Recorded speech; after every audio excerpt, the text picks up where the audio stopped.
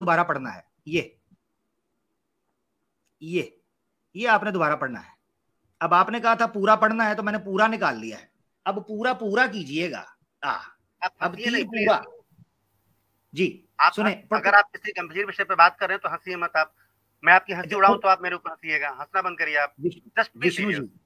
विष्णु जी हाँ जी, लेक्चर देना है ना तो साइड पे हो जाना है। ये पढ़ें जरा, इसको पढ़ें। देखो वेद अनादि है, उस समय मूर्ति पूजा का क्या काम था? क्योंकि पहले तो देवता नहीं, इतना टाइम नहीं। जो लाइन हाईलाइट किया ना उसको पढ़ें। हाँ, जब वेदों से निषिद्ध मूर्ति पूजा कर्मों को तुम करते हो तो पापी क्यों नहीं? क्या मतलब है? क्या मतलब है? इसका आप क्या सेंस लेते हैं? जो मूर्ति पूजा करते हो आपने बताना है। नहीं मैं बता रहा हूँ, मैं बता रहा हूँ, अगर आप तसल्ली से सुन सकें तो। मैं तो पूछे आपसे, आप कहते हैं आप बताओ। मैंने तो क्या बताओ क्या मतलब है? Let me clear. जी लिखा है कि जब वेदों से निषिद्ध मूर्ति पूजा कर्मों को तुम करते हो तो पापी क्यों नहीं। इस वाक्य का ये मतलब नहीं है कि जो मूर्ति पूजा करते हो वो पाप करते हैं। इसके ऊपर क्या लिखा है? आप फिर हंसिएगा तो ठीक नहीं होगा, बता दें। एक मिनट आप मुझे एक मिनट विष्णु अगर आप गंभीर है तो गंभीर है, जस्ट बी सीरियस। ऊपर क्या लिखा है? दोबारा कर रहा हूँ। इसके ऊपर क्या लिखा है मुझे समझाना है। मैं एक वर्ड दोबारा आपको हाईलाइट कर रहा हूँ। दोबारा हाईलाइट कर रहा हूँ, इसको समझाना है मुझे। समझा रहा हूँ आपको, इसको समझाओ। आप मुझे टाइम दें और सीरियसली सुने। आप सीरियसली सुनूंगा, बिल्कुल विष्णु मेरा भाई, सीरियसली सुनूंगा। ये जो रेड हाईलाइट अब मैंने किया ना, इसको मुझे समझाना है, ये क्या मतलब है? मेरी बात आप समझे। आप एक मिनट तसल्ली से मेरी बात सुन लें। आपने ऊपर जो ये लिखा हुआ है कि कर्म दो प्रकार के होते हैं, एक विहित जो कर्तव्यता से वेद में सत्य भाषणादि प्रतिपादित है, और दूसरे निषिद्ध। मेरी बात आप समझे। दो तरह के कर्म होते हैं।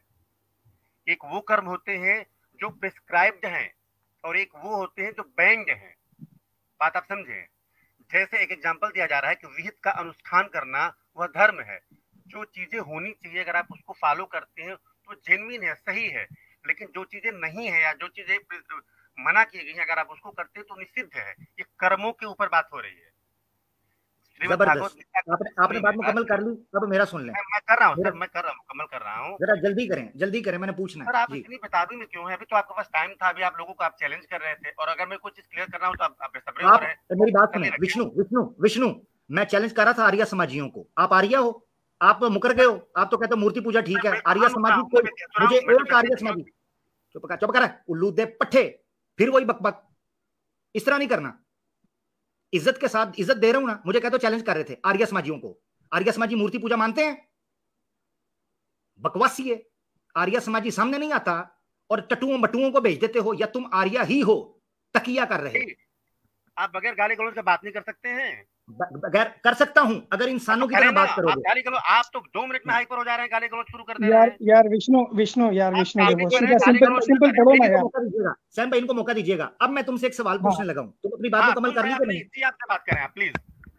50 साल की मेरी उम्र में बच्चा नहीं हूं। 50 साल की उम्र है तो भाड़ में तेरा क्या है? तेरे स्वामी को भी पांजा लगा के रख देंगे। इधर मेरी बात सुननी है। जब आप टॉपिक पे बात करें ना। यार ये क्या बंदा है? ओए विष्णु तो मैं तुमसे एक सवाल पूछने लगा हूं, सिर्फ एक सवाल का बताना है। बिल्कुल पूछे। मूर्ति पूजा वेद से निषिद्ध है या नहीं? मेरी बात आप समझे। मूर्ति पूजा अगर मैंने मुझे मेरी बात का जवाब देना है। ये तो रहा हूं। हाँ या ना बोलकर आगे, हाँ या ना बोलकर आगे। वेद से मूर्ति पूजा निषिद्ध है या विद्ध है? वेदों में मूर्ति पूजा निषिद्ध है, लेकिन इसका मतलब ये नहीं निषिद्ध है। गलत। हाँ अब सुन लो जरा। अब मैंने तुम्हारी बात सुनी थी ना, मेरी बात सुननी है मेरा भाई। मेरी बात तरीके से तुम तड़क नहीं। चल निकल जा खोती के बच्चे, चल। तू तड़ा नहीं, तेरी ऐसी की तैसी और तेरे स्वामी की भी। खोती दा पुत्र, चल बांदर दा बच्चा, बकवासी है। आंखों के सामने लिखा है कि मूर्ति पूजा वेद से निषिद्ध है। उल्लू का पट्टा वहां भी फिलॉसफी दे रहा है। 50 साल का है तो मर जा जाके। 50 साल का है, क्या तेरे नखरे उठाऊं? हैं? 50 साल का हूं, लेक्चर दे रहा है, उधर जवाब दे। कहता है जी 2 तरह के कर्म होते हैं वेदों के अनुसार, एक निषिद्ध विद। लेक्चर दे रहा है लंबे लंबे। वेद से निषिद्ध मूर्ति पूजा है या नहीं? ऐसा अंध भक्त है आर्य समाजियों का टटू कि इसको येलो हाईलाइट करके दिया है, ऐसा मक्कार है वो बात नहीं समझा रहा। फिर रेड हाईलाइट करके दिया है कि इंसान के बच्चों की तरह समझा, भाषण मत दे। फिर नहीं पढ़ रहा, मुझे 1 मिनट दीजिए, वो 1 मिनट दिया, बीच में लच्चरबाजी कर रहा है अपनी। सीरियस हो जाएं, गंभीरता से लें। मेरे चढ़ अंबते गंभीरता के बच्चे, जवाब देना है इधर। हाँ, 1.5 क्षण नहीं, 50 साल का हूं। ये तेरे कॉलेज की क्लास नहीं है जहां तू प्रवचन दे रहा है। यहां पढ़ते हैं सोटे डंडे, हाँ, दलाइल के। ये डेले पढ़ के वे डेले कट के कहता था जी आगे पीछे से पूरा पढ़िए। तेरी आगे पीछे से लूंगा मैं क्लास, और तेरे आगे पीछे मारूंगा मैं तीर। जब वेदों से निषिद्ध मूर्ति पूजा आदि कर्मों का तुम करते हो तो पापी क्यों नहीं? क्या मतलब है कि वेदों के अनुसार मूर्ति पूजा पाप है, मूर्ति पूजा निषिद्ध है। क्या मतलब? बैन है।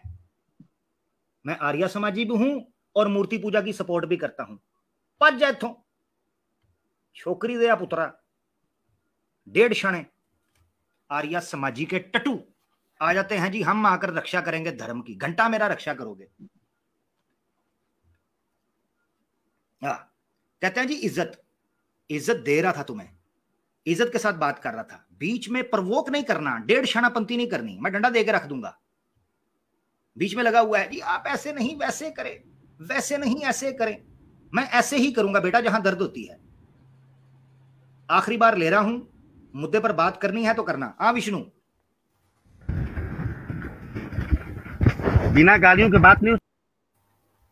क्या बिना गाली के बात आप नहीं कर सकते हैं? बिना जलेबी के, बिना भोंगी के बात कर सकते हो? जलेबी की बात नहीं। आपका अपनी वाणी पे नियंत्रण है, आपका अपनी आवाज पे नियंत्रण है। विष्णु भाई बिना भोंगी के बात कर सकते हो? मैंने एक भी शब्द गाली गलौज किया आपको? विष्णु भाई सुनो यार, बात कर सकते हो प्लीज। ये तरीका नहीं बात करने का जिस तरीके से लोग बात कर रहे हैं। बिना भोंगी के, बिना जलेबी और भोंगी के तकिए के बात कर सकते हो? टॉपिक पे बात करिए ना। आप टॉपिक पे डिफेंड करते नहीं, इधर उधर बात रहते हैं। सिंपल पूछा, मूर्ति पूजा वेद के अनुसार निषिद्ध है विद है? क्या बताओ? है बिल्कुल निषिद्ध है। निषिद्ध है ना? वेद में मूर्ति पूजा निषिद्ध है, ठीक है, बात भाई क्या प्रॉब्लम है इसमें? निषिद्ध है ना? अगर वेदों में आगे की लाइन भी पढ़ो, जो मूर्ति पूजा करता है उसे पाप क्यों ना हो? नहीं, हाँ, उसमें क्वेश्चन मार्क है ना कि पाप क्यों ना हो। हाँ, तो सवाल है क्यों ना हो। क्वेश्चन मार्क पता क्यों है? लो ये देखो, इसकी जलेबी चेक करो, कहता है कि क्वेश्चन मार्क क्यों ना हो। ये तो यार मनु चढ़ दिए थे कचीचियां। ड्रामा पता क्या करता है?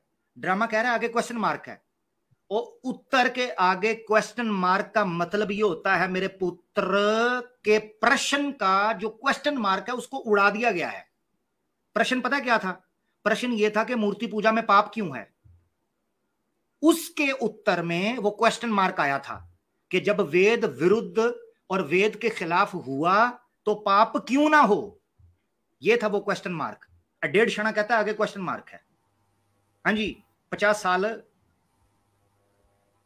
पाप और पुण्य की परिभाषा क्या है? क्या है? महर्षि वेदव्यास लिखते हैं महाभारत में कि अष्टादश पुराणेषु व्यासस्य वचनम द्वयम् परोपकाराय पुण्याय पापाय परपेजनम। सुने आमिर भाई, सुने आप। ओ भाई आमिर भाई, सुने आप पहले। ओ भाई 5 रुपए मेरी बात का जवाब देना है। दे रहा हूं ना। आप वेद विरुद्ध मूर्ति पूजा वेद। 2 मिनट नहीं, तुझे तेरा प्रवचन सुन लिया है मैंने, टाइम ज़ाया करने आ गया है। आपका काबू तो है नहीं अपनी आवाज के ऊपर, आप बात क्या करेंगे? हाँ, काबू है नहीं। जब बोंगियां लगती हैं बिना गाली गलौज की बात ही नहीं कर सकते हैं।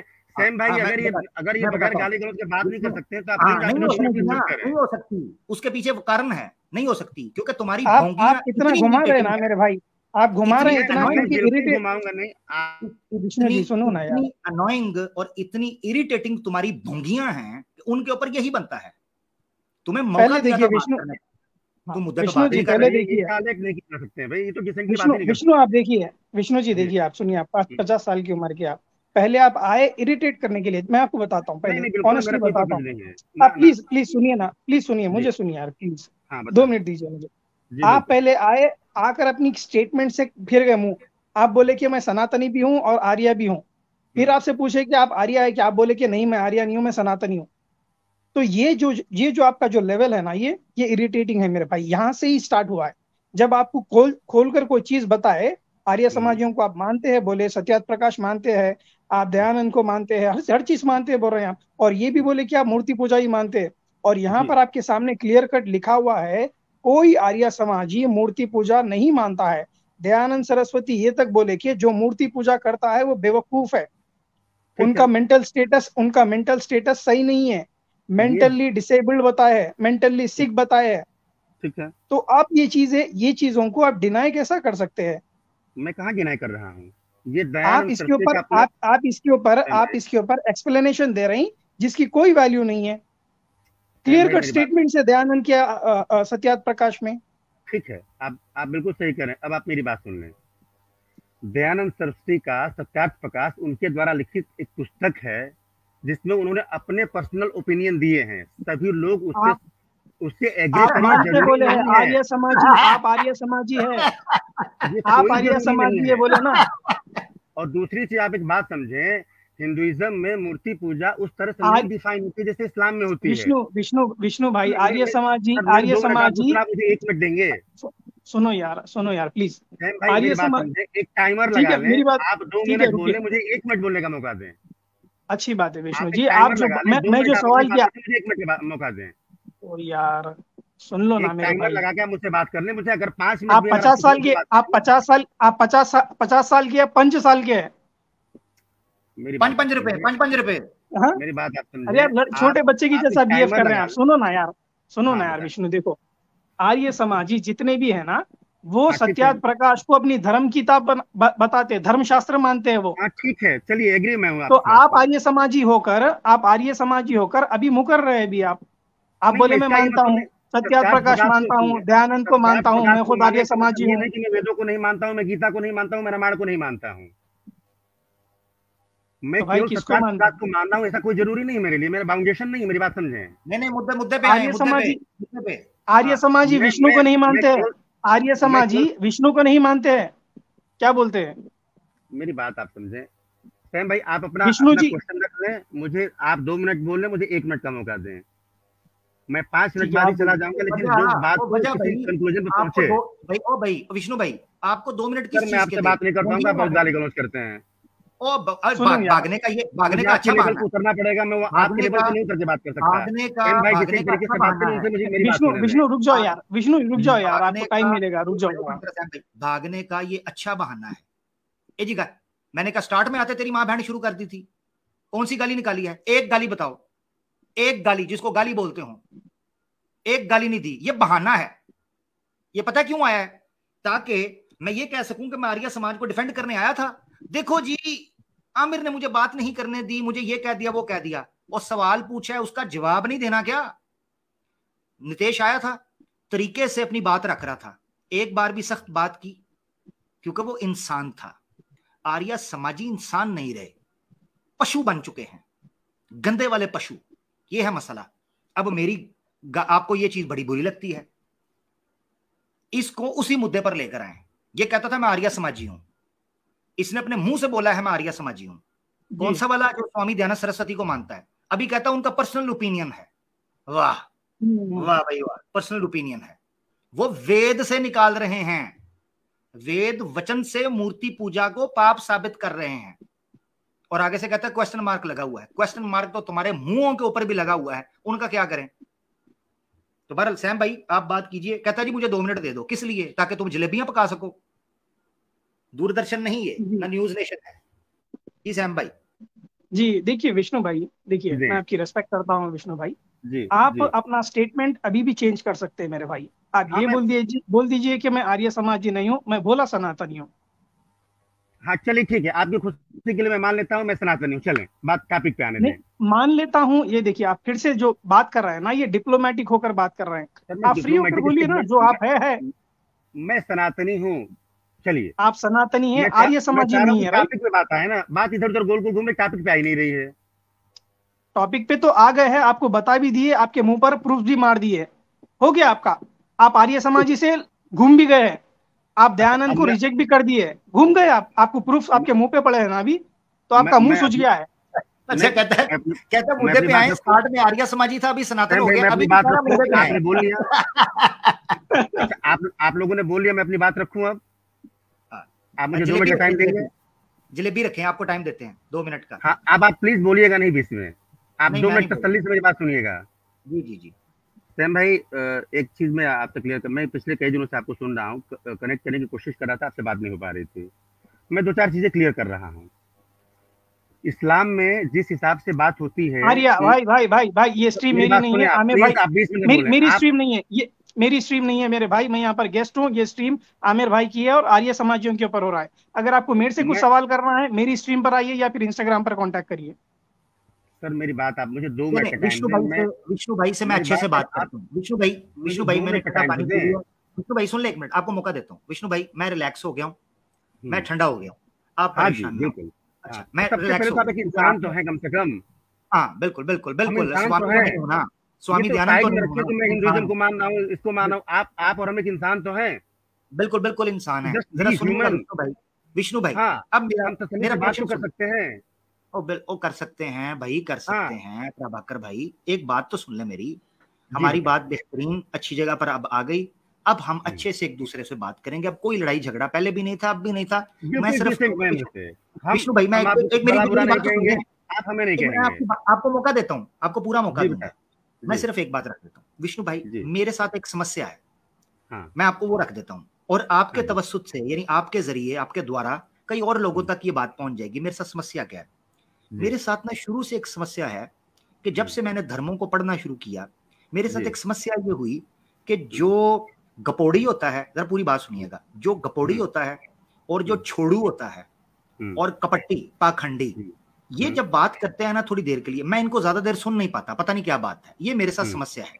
हो सकता है विष्णु भाई आपके साथ रह रहकर मैं कुछ सीख जाऊं और थोड़ा सा अपने अंदर शांति ले आऊं कि गपोड़ियों की गप और तकियाबाजों का तकिया और छोड़ुओं का छोड़ मैं सुकून से सुन सकूं। अब मैं कष्ट करूंगा इस चीज को सुनने का, आप अपना बात कीजिए जी। आप मुझे कितना टाइम दे रहे हैं? आपको दे रहे हैं हम 2 मिनट जी। ठीक है, मुझे उम्मीद है कि आप मुझे तसल्ली से सुनेंगे, मुद्दा पर बात करेंगे तो तसल्ली से सुनूंगा जी। सर 2 मिनट में आप डिस्टर्बेंस नहीं करेंगे? ठीक हो गया, ठीक हो गया। देखिए, मैं एक चीज कहना चाह रहा हूँ, हमारे सनातन धर्म में 2 मान्यताएं हैं। पहली चीज तो ये है कि हम या तो एकेश्वरवाद को मानते हैं, जिसमें हम गॉड को सुप्रीम मानते हैं और एक मानते हैं। ऋग्वेद कहता है कि एको अहम द्वितीयो नास्ति ब्रह्मम सत्य जगत मिथ्या, एक मैं ही हूँ, दूसरा कोई नहीं, ब्रह्म ही सत्य है और ये संसार मिथ्या है। एक प्रिंसिपल ये है। वेदों के बाद कालांतर में जब वेदों का समय बीत गया तो हमारे यहाँ स्मृति ग्रंथ लिखे, बार बार आप जिसका उल्लेख कर रहे हैं मनुस्मृति का, मनुस्मृति एक स्मृति ग्रंथ है। उसने ये बताया कि कैसे लाइफ स्टाइल चलेगी। हमारे यहाँ 4 आश्रम माने जाते हैं। माना जाता है कि एक व्यक्ति की उम्र जो है 100 साल की होती है और 25-25 साल के आश्रम माने गए हैं। 25 साल का ब्रह्मचर्य आश्रम, उसके बाद गृहस्थ आश्रम, उसके बाद संन्यास, उसके बाद वानप्रस्थ। 4 आश्रमों में डिवाइड किया गया और 4 आश्रमों में 4 पुरुषार्थ माने गए हैं, धर्म, अर्थ, काम और मोक्ष। ये चारों पुरुषार्थ एक व्यक्ति को 100 साल में प्राप्त करने होते हैं। धर्म और अर्थ, अभी आप विवाह के ऊपर बात कर रहे थे, नियोग प्रथा के ऊपर आप बात कर रहे थे। नियोग के ऊपर मैं 2 लाइन की बात आपको बता दूं। नियोग एक स्पेशल कंडीशन है कि अगर पति पत्नी के विवाह हो जाए और किसी कारण से उनको संतान न हो और पति की अकाल मृत्यु हो जाए, उस विशेष परिस्थिति में ये कहा गया है कि ठीक है, अगर उसका पति नहीं है, मर गया है या उसका कोई उत्तराधिकारी नहीं है, तो उसके देवर से या उसके किसी निकट संबंध से उत्तराधिकारी प्राप्त करने के लिए स्पेशल कंडीशन दी गई है। वो कॉमन नहीं है। नियोग के आपको एग्जाम्पल्स नहीं मिलेंगे आज के भी प्रैक्टिकल लाइफ में, या जब से मनुस्मृति है अगर आप देखेंगे तो rarest of the rare cases में आपको 2-4 एग्जाम्पल मिलेंगे। कॉमन नहीं है, इस चीज को आप समझें। दूसरी चीज ये है कि जैसे इस्लाम में ये है कि भाई अगर आप मूर्ति पूजा करते हैं तो आप अल्लाह में शिर्क करते हैं। हमारे ये कॉन्सेप्ट नहीं है। हम अगर मान लीजिए कि एक ईश्वरवाद को मानते हैं तो मूर्ति पूजा करने वाले का कोई कॉन्फ्लिक्ट नहीं है, एक दूसरे का विरोध नहीं करते हैं। ये उस तक पहुंचने का एक सिर्फ रास्ता है। वो मूर्ति पूजा करता है तो ऐसा नहीं कि उसमें किसी को शरीक कर रहा है, वो किसी को शरीक नहीं कर रहा होता, वो एक्चुअल में उसी गॉड का वर्शिप वो कर रहा होता है। तो ये कोई कॉन्फ्लिक्ट नहीं कि मूर्ति पूजा करने वाला एक ईश्वर को नहीं मानता है, डेफिनेटली वो उसी सुप्रीम अथॉरिटी को मानता है। तो ऐसा नहीं, मूर्ति पूजा में भी कोई काली जी की पूजा कर रहा है, कोई दुर्गा जी की पूजा कर रहा है, कोई राम की पूजा कर रहा है, कोई कृष्ण की पूजा कर रहा है, लेकिन सब में विरोध नहीं है, सब आपस में एक दूसरे से लड़ते नहीं है, क्योंकि सबका पर्पस उसी सुप्रीम अथॉरिटी को मानने का होता है। तो ये इनको आप बांट के मत देखें, ये आदमी की मतलब ये उसकी ये खूबसूरती है सनातन धर्म की, जो जिसको जी मैं वो माने, लेकिन अंततः मानता आदमी उसी सुप्रीम अथॉरिटी को है। तो ऐसा नहीं कि एक दूसरे का आदमी विरोध कर रहा है या एक दूसरे के साथ कोई मतलब लड़ाई है किसी चीज की। तो प्लीज नियोग जो है वो स्पेशल केसेस में लिया जाता है, इसका ऐसा नहीं कोई कॉमन प्रथा है और सब लोग करते हैं, ऐसा कुछ नहीं है। दूसरी चीज ये, हमारे यहाँ विवाह का उद्देश्य केवल सेक्स नहीं है। एक दो उदाहरण मैं आपको देता हूँ। वैदिक काल में एक महर्षि, सप्तऋषियों में एक महर्षि हैं अगस्त। ये मैं आपको बता दूं कि आपके 3 मिनट मुकम्मल हो गए हैं, मगर कोई बात नहीं, आप रख लें। बहुत बहुत धन्यवाद आपका इसके लिए। आप रख लें, कोई बात नहीं, दोबारा मैं आपको 3 मिनट और दे रहा हूँ, कर लें। नहीं सर, आप करें, फिर उसके बाद फिर नहीं, कोई बात नहीं, कोई बात नहीं, आप कर लें। विष्णु भाई, मैं पहली चीज के लिए क्षमा चाहता हूँ, मैंने आपको बता दिया। धन्यवाद आमिर भाई, आपने मुझे तसल्ली से सुना। और एक्चुअल में मेरी तबीयत थोड़ी खराब है। आप विवाह विषय पर बात करना चाह रहे थे, आप कर लें। जी, मैं विवाह के ऊपर बात कर रहा था। देखिए, हमारे यहाँ जो विवाह का उद्देश्य है, हमारे यहाँ देखिए जो 4 पुरुषार्थ हैं, धर्म, अर्थ, काम और मोक्ष, उसमें काम तीसरे नंबर पर है। काम को आप सेक्स के तौर पर डिफाइन करते हैं, लेकिन काम का उद्देश्य सेक्स नहीं है। सेक्स को लोग फिजिकली प्लेजर का सेंस लेते हैं आज के दौर में, जबकि रियल उसका वर्ड था सिर्फ और सिर्फ क्या बोलते हैं, संतान उत्पत्ति करना। एक एग्जांपल मैं आपको देता हूँ। महर्षि अगस्त जो है और उनकी पत्नी लोपामुद्रा को अगर आप सर्च करेंगे तो आप पाएंगे कि ऋग्वेद के कई सूक्त उन्होंने लिखे हुए हैं। ऋग्वेद में वैदिक काल में कई महिलाएं हैं। लोपामुद्रा मिलेंगी आपको, घोषा मिलेंगी आपको, अपाला मिलेंगी आपको, गार्गी मिलेंगी आपको, मैत्री मिलेंगी। ये विदुषी महिलाएं हैं। जब हम महिलाओं की स्थिति के बारे में गंभीर अध्ययन करेंगे तो हम ये पाएंगे कि वैदिक काल से ही महिलाओं को मर्दों के इक्वल राइट मिलते हैं, और कहीं कहीं तो महिलाओं के राइट्स जो है पुरुषों से भी ज्यादा हैं। जी, मैं आपको एग्जांपल दूंगा। मैं लोपामुद्रा की बात कह के अपनी बात पूरा करूंगा। अगस्त ऋषि जब आ रहे थे तो रास्ते में उन्होंने देखा कि उनके कुछ पूर्वज जो हैं वो उल्टे लटके हुए हैं किसी वृक्ष या किसी गड्ढे में। तो उन्होंने पूछा कि क्या बात है, तो उनको कहा कि हमें मोक्ष नहीं मिला है, और हमें ये तब मिलेगा जब तुम्हारे द्वारा कोई पुत्र उत्पन्न होगा और वो हमें वो करेगा। तो उन्होंने कहा कि अरे, अब पुत्र उत्पन्न करने के लिए तुम्हें विवाह करना पड़ेगा। तो अगस्त ने तीनों लोकों में भ्रमण किया और कोई भी अपने योग्य उनको कन्या नहीं मिली। तो अंततोगत्वा फिर उन्होंने सोचा कि भाई हमारे लायक तो कोई कन्या नहीं है, तो हम ऐसा करते हैं कि अपने लिए कन्या उत्पन्न करते हैं। तो उन्होंने कहा कि हम अपने लिए सबसे योग्य लड़की पैदा करेंगे। तो उसके लिए सारे जितनी भी खूबसूरत चीजें थी सबसे क्वालिटी लेकर के उसको उत्पन्न करने जा रहे थे। उसी समय यार विष्णु जी कहाँ झूठे गप सुनाने लग गए। अगस्त ऋषि की क्या गपोड़ी स्टोरी सुना रहे हो आप? विष्णु भाई देखो, पूरा समुद्र नंगल गए। मैंने नहीं बोला, ये सनातनी भाई बोले हैं। जी रावण भाई क्या कहना चाह रहे हैं इस गपोड़ के ऊपर, अपना गप के ऊपर? अगस्त का साइज क्या होगा? पूरा समुद्र नंगल गए। हाँ जी, पूरा यूरिन से पूरा समुद्र खा रहा है, इसीलिए अगस्त पूरा समुद्र निकल गया दुनिया का। क्या कर रहे हो यार? विष्णु भाई, जो स्वामी अपना अगस्त्य जी, ऋषि मुनि अगस्त्य जी जो हैं, उनका पेट इतना बड़ा था और उनका वजन इतना था कि जो शिव जी की शादी पर धरती पूरी की पूरी हिमालय की तरफ आ गई, उलटने लगी थी बारात में, तो ऋषि जी को, अगस्त्य जी को कहा आप दूसरे किनारे पर चले जाइए, आपका पेट बहुत बड़ा है। अगस्त्य जी बुरा मान गए। उन्होंने कहा मैं इतनी दूर से केवल आपकी शादी जो है उसको अटेंड करने के लिए आया हूँ, आपके विवाह को। उन्होंने कहा कोई बात नहीं, मैं जोमेटो के जरिए या किसी फूड ऐप के जरिए खाना डिलीवर करवा दूंगा, तुम उधर चले जाओ, गुस्सा मत करना। तो ये अब रावण जी जिस तरह आपसे जो है वो सहन नहीं हो सका, पेशेंस नहीं हो सका, भाई ये मेरी समस्या भी यही है। विष्णु जी देख लें, अब आप, मैं अकेला नहीं हूँ। आप बोलिए सर, आप बोले, मैं आपको सुन रहा हूँ। देखिए, बेसिकली मैं इसलिए आया था आमिर जी, आप आर्य समाज पे बात कर रहे हैं, तो आर्य समाज पे आप उन टॉपिक पे बात करिए जैसे आपको आपका रिलीजियस में अच्छा नहीं लगता पार्ट, उसी तरह आपका पूरा 14वां चैप्टर है, ठीक है, आर्य समाज में। हिंदी में 14वां, इंग्लिश में 14th। तो आप उस टॉपिक पे बात करिए अगर आपको बात करनी है तो। किस नहीं ठीक नहीं, फर्क है, मैं आपको बताता हूँ। यही मसला है। समस्या ये है रावण महाराज, मसला ये है कि जो आर्य समाजी हैं उनकी भी इच्छा यही है कि मुसलमान 14वें समोल्लास पर बात करें। हम 14वें पर भी बात करेंगे, मगर हम पिछले के 13 के ऊपर भी बात करेंगे, हम सब पे करेंगे बात। क्यों?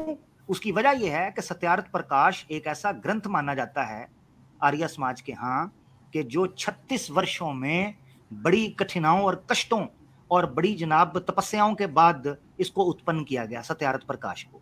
तभी तो इसको कहते हैं ना सत्यार्थ प्रकाश, ये सच्चाई का प्रकाश का अर्थ। जी बिल्कुल, उसकी प्रकाश। जी जी बिल्कुल।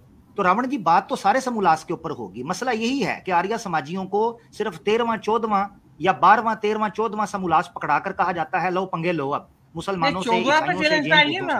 आप 14वें पे आइए ना, अगर आपका स्पेशलाइजेशन सब में है तो 14वें पे आइए। तो 14वें पे आएंगे, मगर पहले में क्या है? पहले में मसला क्या है? दूसरे में क्या है? उसको क्यों नहीं डिस्कस करें? देखिए ऐसा है, पहले में आप उतने नहीं आ पाएंगे।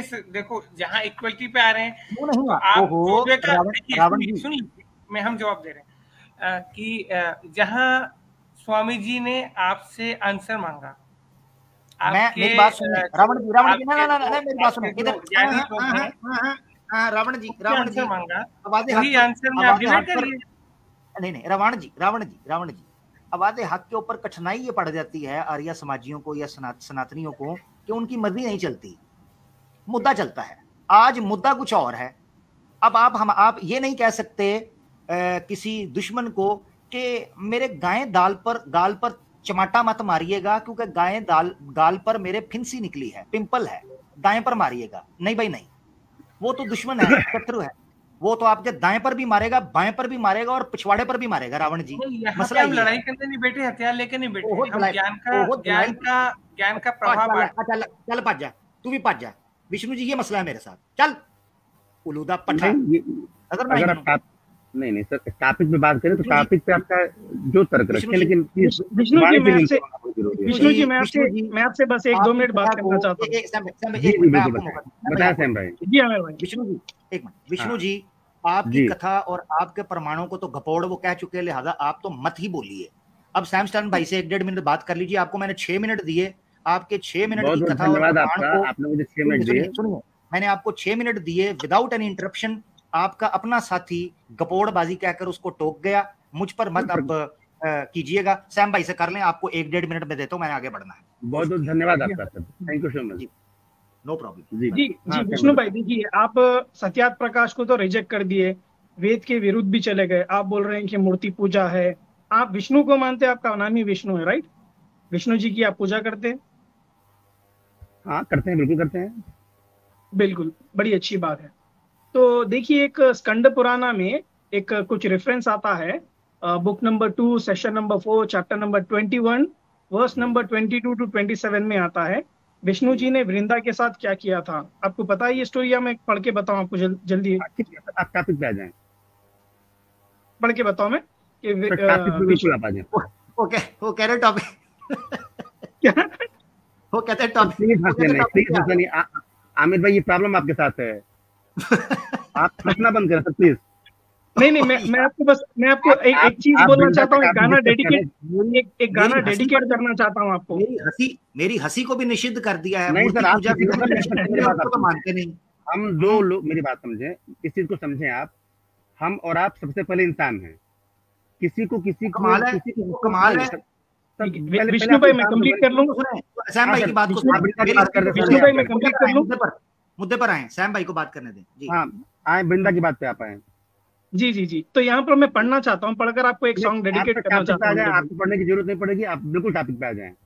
मैं टॉपिक पे आ जाता हूँ कि विष्णु जी ने हाँ वृंदा, आपसे कहना चाहते हैं कि वृंदा के साथ जो है उन्होंने शारीरिक संबंध बनाए और उसका सतीत्व भंग किया, और इस तरह से जो है ये सिद्ध होता है कि वो जो है रेपिस्ट थे। आप ये कहना चाह रहे हैं?